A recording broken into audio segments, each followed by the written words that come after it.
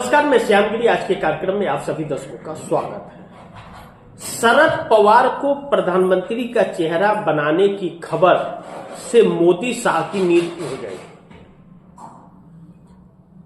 जब से यह बात निकली है, पृथ्वीराज चौहान ने, जो पूर्व मुख्यमंत्री महाराष्ट्र के थे, जब से उन्होंने यह कहा है कि महाराष्ट्र से प्रधानमंत्री का चेहरा होगा 1 महीने के अंदर, तब से भारतीय जनता पार्टी की नींद उड़ गई है। समझ नहीं पा रही है कि क्या से क्या होने जा रहा है, और वह तस्वीरों में दिख भी रही है। दूसरी चीज, शरद पवार को प्रधानमंत्री का चेहरा एक बहुत सोची समझी रणनीति के तहत बनाने की कोशिश चल रही है। एक तीर से कई कई निशाने साधे जा रहे हैं। निशाने यह है कि शरद पवार पर और उद्धव ठाकरे पर डोरे डाल रही थी भारतीय जनता पार्टी, और एकनाथ शिंदे से टकराव भारतीय जनता पार्टी का चल रहा था महाराष्ट्र के अंदर तोड़फोड़। और उद्धव ठाकरे, राज ठाकरे से प्रधानमंत्री मोदी, रक्षा मंत्री राजनाथ सिंह और महाराष्ट्र के सीएम देवेंद्र फडणवीस मिले थे, और एनडीए गठबंधन में आने की बातचीत होगी, इसीलिए तो गए थे, नहीं तो क्यों जाते। 9 सांसद हैं उनके पास। अजीत पवार पर जोर दे करके शरद पवार को लाने की, या उद्धव ठाकरे के जरिए शरद पवार को मना करके लाने की कवायद थी। 8 सांसद, यानी कि अगर एकनाथ शिंदे नहीं टूट पाए 7 सांसद, तो 7 अगर जाएंगे तो 17 आ जाएंगे। 9 उद्धव ठाकरे के और 8 शरद पवार के, 17 आ जाएंगे। 7 गए भी तो 10 प्लस में रहेंगे, और भी मजबूती हो जाएगी। लेकिन जब से यह बात आ गई कि शरद पवार को प्रधानमंत्री का चेहरा बनाया जाएगा, शरद पवार चुप है। कोई बयान उनके तरफ से नहीं आ रहा है किसी भी बात को लेकर के। विपक्ष को किसी तरह का कुछ भी ऑब्जेक्शन नहीं कर रहे हुआ। अब शरद पवार पर मुहर लगने से उद्धव ठाकरे भाजपा के साथ नहीं जा सकते, क्योंकि पहली बार महाराष्ट्र को प्रधानमंत्री बनने का गौरव प्राप्त होगा। और शरद पवार से बड़ा कोई राजनीतिज्ञ या चाणक्य महाराष्ट्र में है नहीं, और सबसे बुजुर्ग नेता महाराष्ट्र के हैं। तो उद्धव ठाकरे और शरद पवार वाला दांव फेल हो गया, और बल्कि एकनाथ शिंदे की स्वीकृति उद्धव ठाकरे को हो जाएगी शरद पवार के नाम पर, कि इंडिया गठबंधन को मजबूत करना है इस सरकार को बदलने के लिए।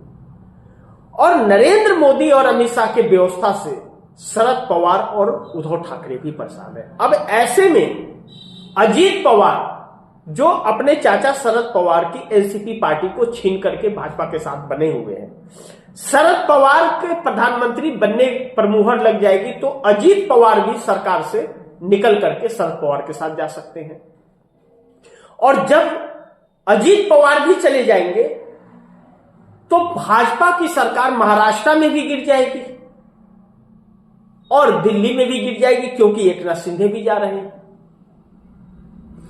क्योंकि नीतीश और नायडू अगर मोदी से किनारा कर रहे हैं, तो फिर सीटें तो बहुत घट जाएंगी ना इनकी।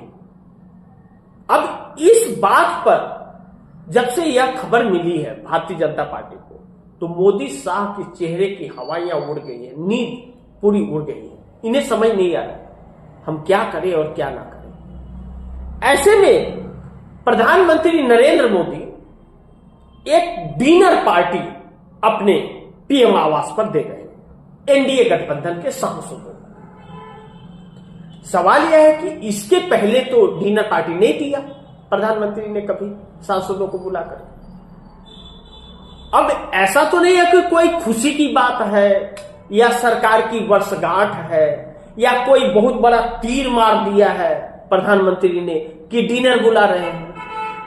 सत्ता जाने के डर और खौफ से यह डिनर बुलाया गया प्रधानमंत्री के द्वारा कि कुछ पता तो चले कि हमारे साथ है भी या नहीं है, कौन आता है कौन नहीं आता है। अब चूंकि इस वक्त पार्लियामेंट चल रहा है और पार्लियामेंट चल रहा है तो सभी सांसद दिल्ली में हैं,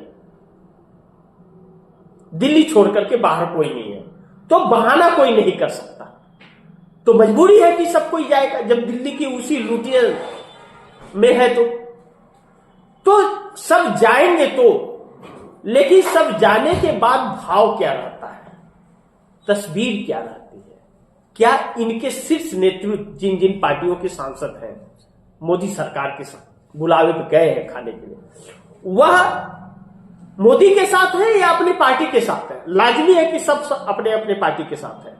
एक नाथ शिंदे के एक नाथ के साथ है, तोड़ नहीं पाए, नहीं तो कब का तोड़ लिए होते। चंद्रबाबू नायडू के साथ है, नहीं तो कब का यह बाजी मार लिए होते। नीतीश कुमार के ही साथ है, संजय झा को छोड़ करके, तो वह राज्यसभा सांसद है, लोकसभा सांसद नहीं है, वह मोदी की सरकार नहीं बचा सकते। तो ऐसे में एक बौखलाहट है, एक डर है, बुला करके सबको खुश करने की एक कवायद और कोशिश नरेंद्र मोदी की तरफ से हो रही है, लेकिन उस डिनर से सरकार बचती हुई नजर नहीं आ रही है। अब पृथ्वीराज के बातों में कितना दम है, जिन्होंने कहा कि 1 महीने के अंदर महाराष्ट्र से प्रधानमंत्री का चेहरा होगा, तो शरद पवार के अलावा तो और कोई चेहरा नहीं है। उद्धव ठाकरे तो नहीं बन सकते, अजीत पवार भी नहीं बन सकते, एक नाथ शिंदे भी प्रधानमंत्री नहीं बन सकते। शरद पवार वह व्यक्ति है जिनके नाम पर 272 सीटों का आंकड़ा पूरा हो सकता है। नीतीश नायडू उनके साथ आ सकते हैं। समय की मांग है व्यवस्था बदलने की। राहुल गांधी इस बात को बार बार कह रहे हैं कि व्यवस्था बदलना बहुत जरूरी है, नहीं तो चुनाव का कोई मतलब नहीं होगा, सरकार तानाशाह रहेगी, क्योंकि जनता की चुनी हुई सरकार नहीं है, चुनाव आयोग का चुनाव हुआ सरकार है। बार बार इस बात पर जोर दे रहे हैं राहुल गांधी, बार बार इस बात को साबित कर रहे हैं कि चुनाव आयोग वोट चोरों का साथ दे रहा है, संरक्षण दे रहा है, और चुनाव आयोग खामोश है। सरकार बेलगाम होती जा रही है, हर मर्यादा को तोड़ती जा रही है, जो इस देश के लिए शुभ संकेत नहीं है। देखते हैं कि डिनर से क्या निकलता है और इस समीकरण से क्या निकलता है, यह वक्त बताएगा।